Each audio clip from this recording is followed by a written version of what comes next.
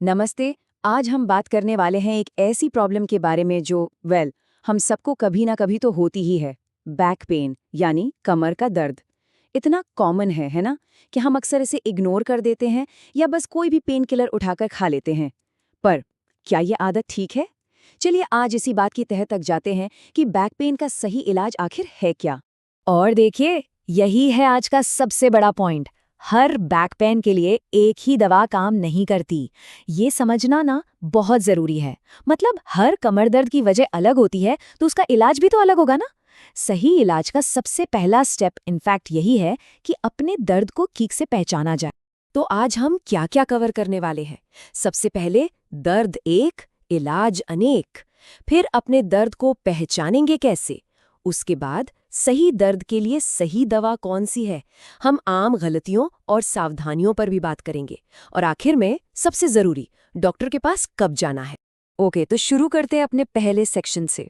देखिए, हमें लगता है कि बैक पेन बस बैक पेन है, एक ही चीज़ है। लेकिन सच तो ये है कि इसके पीछे कई अलग अलग वजह हो सकती हैं। और हमारा मिशन यही है कि उस असली वजह को ढूंढ निकालें, मतलब दर्द का सही टाइप समझें। चलिए अब थोड़ी सी जासूसी करते हैं अपने ही दर्द की। थोड़ा ध्यान देना होगा कि सिम्टम्स क्या हैं। मतलब खुद से पूछिए, ये दर्द आखिर है कैसा?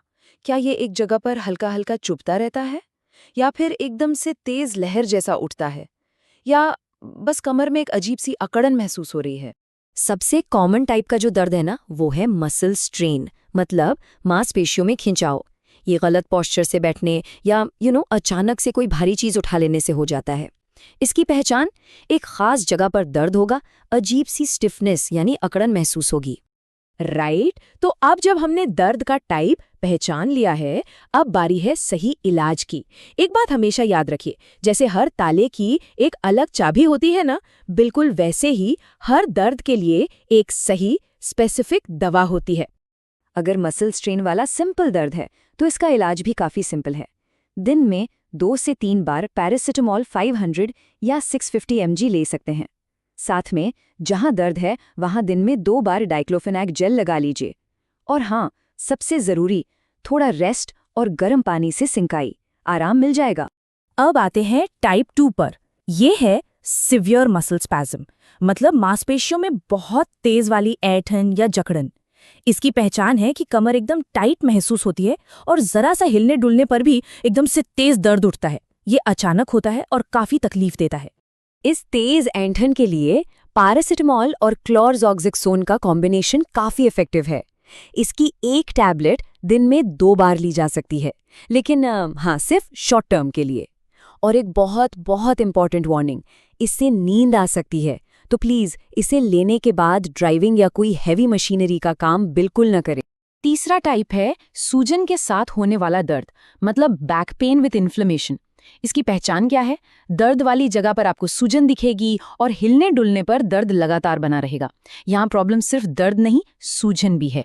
ऐसे सूजन वाले दर्द के लिए आइब्यूप्रोफेन 400 mg आमतौर पर दी जाती है। इसे दिन में 2 बार ले सकते हैं। पर एक बात गांठ बांध लीजिए, हमेशा खाना खाने के बाद ही लेनी है। और एक सीरियस वार्निंग, अगर एसिडिटी या किडनी की कोई भी प्रॉब्लम है, तो इस दवा को हाथ लगाने से पहले अपने डॉक्टर से जरूर पूछें, ये बहुत जरूरी है। अच्छा, अब आते हैं उस दर्द पर जो एक बार आ जाए तो जाने का नाम ही नहीं लेता, यानी क्रॉनिक पेन, पुराना दर्द। अक्सर ना ये दर्द बॉडी में जरूरी विटामिन की कमी का भी साइन हो सकता है। इसकी सबसे बड़ी पहचान यही है कि ये हफ्तों या कभी-कभी तो महीनों तक पीछा नहीं छोड़ता।